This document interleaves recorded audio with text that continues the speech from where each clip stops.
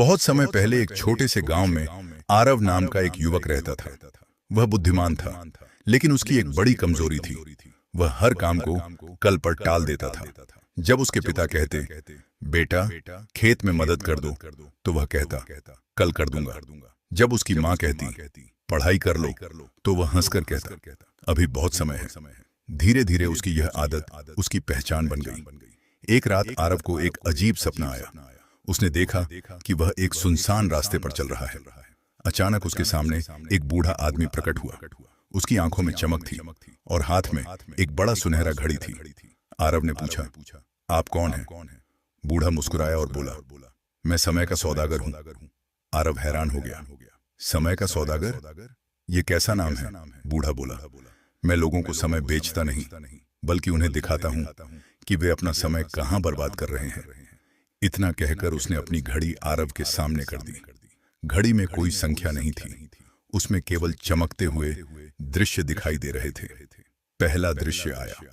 आरव ने देखा कि वह अपने दोस्तों के साथ घंटों बेकार बैठा बातें कर रहा है। उसी समय उसका एक मित्र मेहनत से पढ़ाई कर रहा था। दृश्य बदल गया। कुछ साल बाद वही मित्र एक बड़ा अधिकारी बन चुका था और आरव अभी भी अवसरों की तलाश में भटक रहा था। आरव का चेहरा उतर गया। क्या यह सच है? उसने पूछा। बूढ़ा बोला, यह वह भविष्य है जो तुम्हारी आदतें बना रही हैं। फिर दूसरा दृश्य आया। आरव ने खुद को हर दिन कहते देखा, कल से मेहनत करूंगा, लेकिन वह कल कभी नहीं आया। उसके सपने धीरे धीरे धूल में बदलते जा रहे थे। अब आरव डर गया। क्या मैं अपना भविष्य बदल सकता हूं? समय का सौदागर मुस्कुराया, बिल्कुल, लेकिन एक शर्त है। क्या? तुम्हें समझना होगा कि समय सोने से भी अधिक कीमती है। फिर बूढ़े ने अपनी जेब से एक छोटा सा कांच का पात्र निकाला। उसमें हजारों सुनहरे कण थे।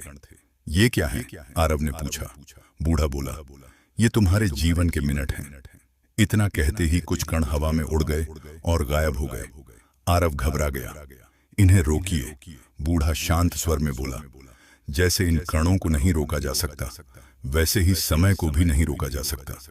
फिर उसने पात्र आरव को दे दिया।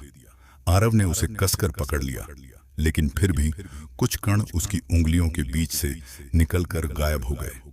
तभी बूढ़े ने कहा, समय को बचाया नहीं जा सकता, केवल सही काम में लगाया जा सकता है। यह सुनते ही आरव की आंख खुल गई। सुबह हो चुकी थी। पहली बार उसने सूर्योदय को ध्यान से देखा। उस दिन उसने कोई काम टाला नहीं। उसने खेत में पिता की मदद की, समय निकालकर पढ़ाई की, नई चीजें सीखना शुरू किया। हर दिन थोड़ा थोड़ा आगे बढ़ता गया। महीने बीते, फिर साल। धीरे धीरे उसका जीवन बदलने लगा। एक दिन वह गांव का सबसे सफल व्यक्ति बन गया। लोग उससे सफलता का रहस्य पूछते। आरव मुस्कुराकर कहता, मैंने सफलता नहीं खरीदी, मैंने केवल समय की कीमत समझी है। और जब भी कोई युवा उससे पूछता कि जीवन का सबसे बड़ा खजाना क्या है, वह आसमान की ओर देखकर कहता, धन खोकर वापस पाया जा सकता है, मित्र खोकर नए बनाए जा सकते हैं, लेकिन एक मिनट भी खो जाए तो पूरी दुनिया की दौलत उसे वापस नहीं ला सकती।